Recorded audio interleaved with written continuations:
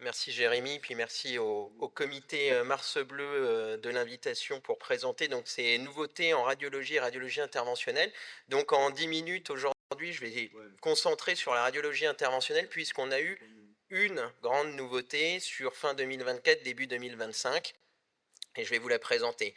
Juste pour remettre un tout petit peu le thème, le cancer colorectal en chiffres, bon, en 2020 ça représente quand même 10% des cas de cancer dans le monde, troisième type de cancer le plus répandu, une incidence de quasiment 2 millions de personnes en 2020, donc c'est quand même considérable, 930 000 décès qui ont fait la seconde cause de mortalité par cancer dans le monde.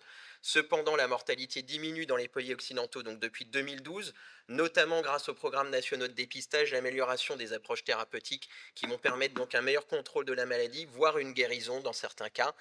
Approximativement, on a un patient sur 4 qui est métastatique au diagnostic et à peu près un sur 3 qui a une maladie initialement localisée qui va développer des métastases. Et donc nous, on va se concentrer sur cette présentation sur les patients métastatiques. Donc, qu'est-ce que je vais vous présenter aujourd'hui? C'est une étude randomisée de phase 3 qui a été publiée en janvier 2025 dans le Lancet Oncology et donc qui va comparer l'ablation thermique ou la thermoablation vs la résection chirurgicale des métastases hépatiques de petite taille dans le cancer colorectal. Et cette étude, elle s'appelle Collision. Donc, le contexte de l'étude, on revient sur un traitement de référence des métastases hépatiques de cancer colorectaux qu'on va appeler CRLM en anglais. Donc c'est le gold standard, c'est la résection chirurgicale avec une survie à 10 ans entre 18 et 24%. L'ablation thermique ou la thermoablation, généralement pratiquée par radiofréquence ou micro-ondes, était considérée donc comme un traitement alternatif pour des métastases non résécables et de petite taille. Cependant, donc l'amélioration récente des techniques d'ablation percutanées a relancé le débat sur la prise en charge d'emblée de ces lésions de moins de 3 cm. Donc pourquoi cette étude? On a eu des études antérieures qui suggéraient un risque accru de récidive avec l'ablation thermique, notamment pas mal de méta-analyses, mais pas mal de séries rétrospectives ces derniers temps qui sont sorties, qui avaient plutôt tendance à indiquer des résultats similaires entre la chirurgie et la thermoablation, avec moins de complications en faveur de la thermoablation.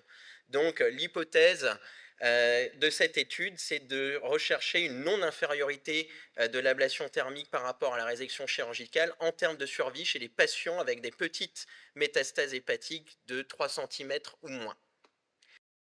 Donc l'objectif principal de l'étude, comparer la survie globale, le fameux overall survival qui est le Graal de nos chers amis oncologues, entre l'ablation thermique et la résection chirurgicale, avec aussi quelques objectifs secondaires intéressants, notamment le contrôle tumoral local, le profil de sécurité avec les événements indésirables et la durée d'hospitalisation. Cette durée d'hospitalisation qui pourrait faire l'objet de pas mal d'études ces derniers temps de cost effectiveness qui sont assez à la mode dans cette ère de difficultés financières dans le secteur de la santé, notamment en Europe.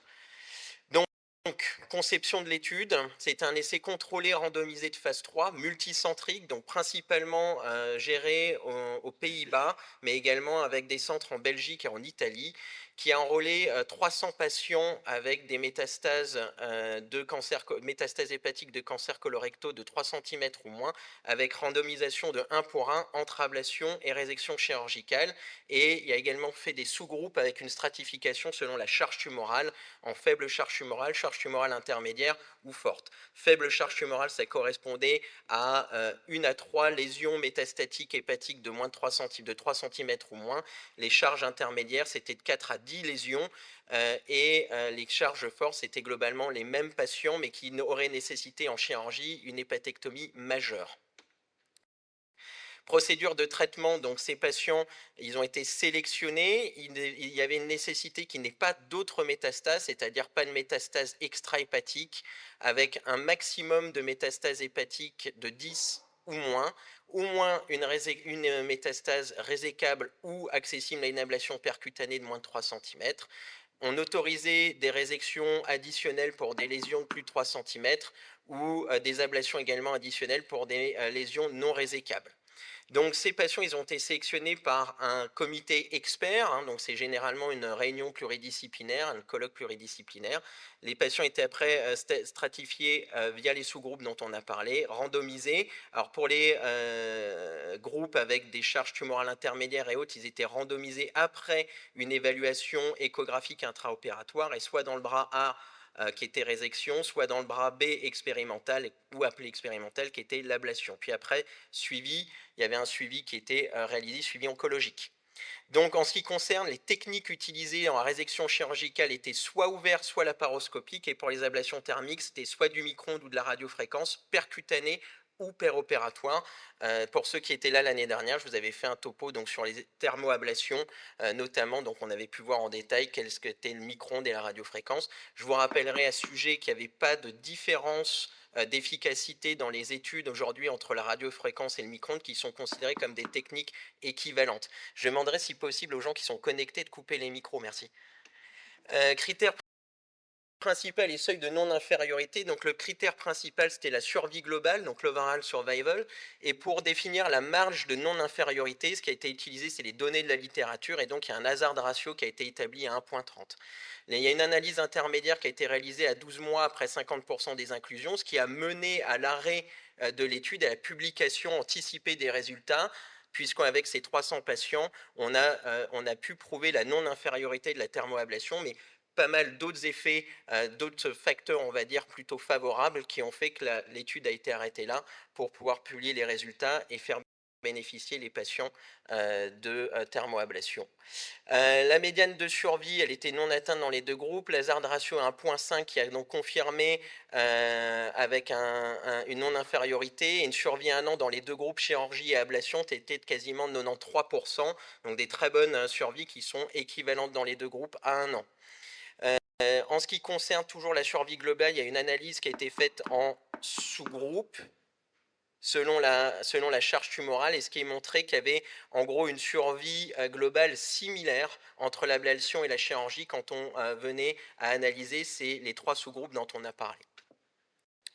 En ce qui concerne la survie sans progression tumorale locale, il y a eu donc 2 analyses qui ont été réalisées, une analyse par patient puis une analyse par tumeur, où on n'a pas retrouvé de différence significative entre la chirurgie et la thermoablation.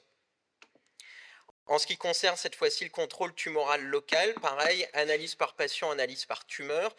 Analyse par patient sans différence significative, analyse par tumeur, on trouvait une supériorité de la thermoablation, donc contrôle tumoral local, en sachant que ce qui a été défini, c'est que quand il y avait une résection chirurgicale, les marges devaient être d'1 millimètre, quand il y avait une thermoablation, les marges devaient être d'au moins 5 millimètres.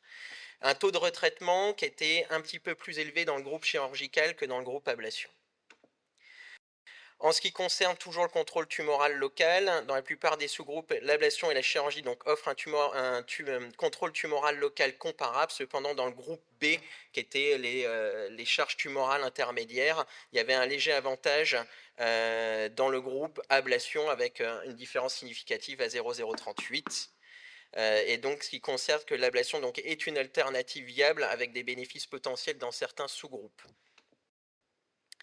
En ce qui concerne les autres objectifs secondaires, notamment la survie sans progression à distance, en anglais DPFS, également stratifié par sous-groupe.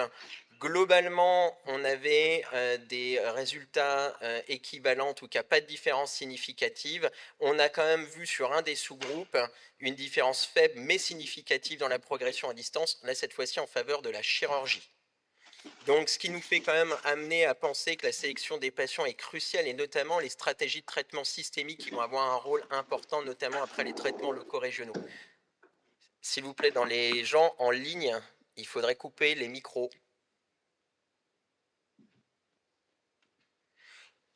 On passe aux événements indésirables. Donc, encore une fois, on va aller comparer la thermoablation à la résection chirurgicale. Alors, dans les événements indésirables, il y a eu un petit peu plus de mortalité dans le groupe chirurgie que dans le groupe thermoablation. Donc là, si vous regardez le tableau de gauche avec le groupe ablation, vous voyez quand même qu'il y a un grade 5, donc un décès, mais ce décès était lié qui n'était pas lié en tout cas à la procédure.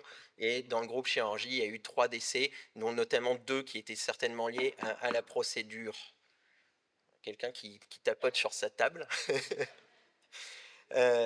Donc, en ce qui concerne toujours les taux d'événements indésirables, le global, c'était 46% en chirurgie contre 19% sur les thermoablations. Ce qui nous intéresse pas mal, c'est l'événement indésirable grave, notamment les grades 4 et 5 et également les 3 qui peuvent être considérés comme graves en fonction, avec 7% les ablations et 20% la chirurgie.